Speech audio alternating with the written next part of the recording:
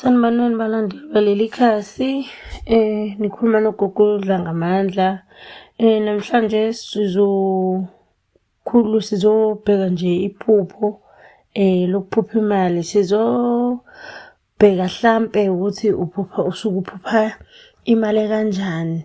Hlampe imali eningi, imali ehlukene, imali yamaphepha, imali hlampe enodaka, noma imali esikhwameni. Sohlaziya lokho nje namhlanje. Safuna sibheke lokho, sibone ukuthi hlampe lamaphupho ngabe hlampe asuke echazani ngaleso sikhathi osuke waphupha ngawo.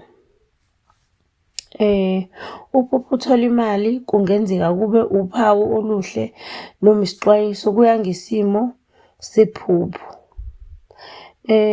Uphupho uthola imali eningi, soke sibheke nje uphupho uthola imali eningi, inhlanhla nezibusiso. Kungasho ukuthi uzothola amathuba amasha ngempilo yakho, umsebenzi, ibhizinisi, noma amathuba okuthola imali.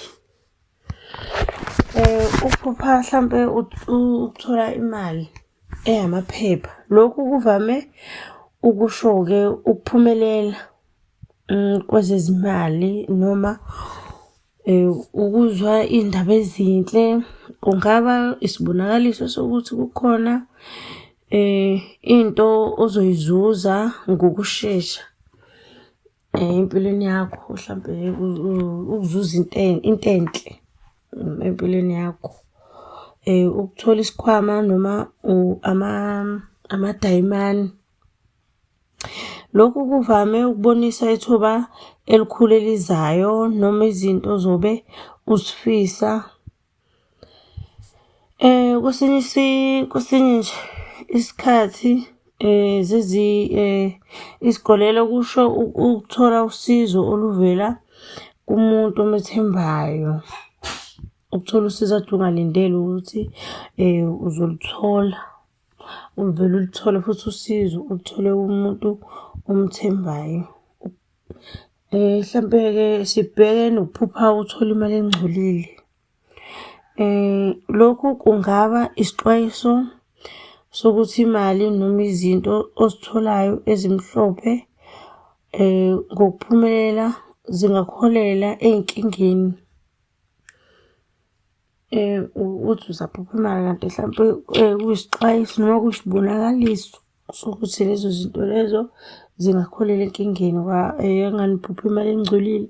Vele-ke into engcolile ayijwayelanga-ke ukuthi uphupha into engcolile nje akujwayele ukuthi lapho nje uphupha into engcolile ingakulethela into enhle.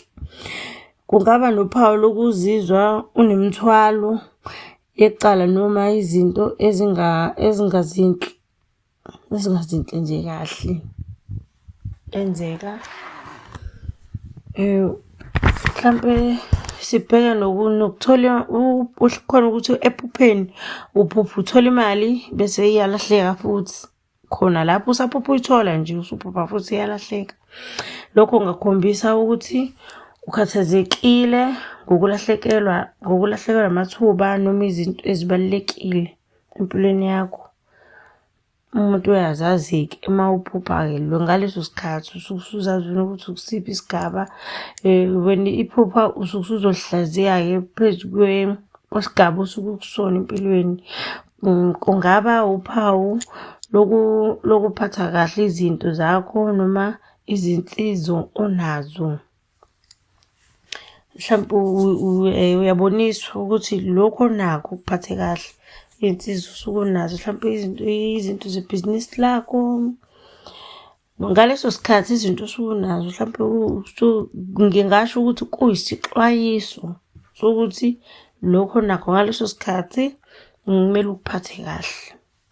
Amaphupha njengemali kusho ukuthi sonke isikhathi uzothola imali yangempela. Kwesinye isikhathi kuphathelene nokuzithemba, amathuba, izibusiso noma imizwa yokufuna ukuthula empilweni yakho ngaleso sikhathi ozoba usiphupha ngaso. Ngizothanda ukubonga unikhanyele ey'mpilweni zenu, konke kuhambe kahle. Ngiyabonga ukuthi nilalele ividiyo izifike ekugcineni. Ngizocela niyilalele mese niyangi-subscribe-ela. Ngiyabonga.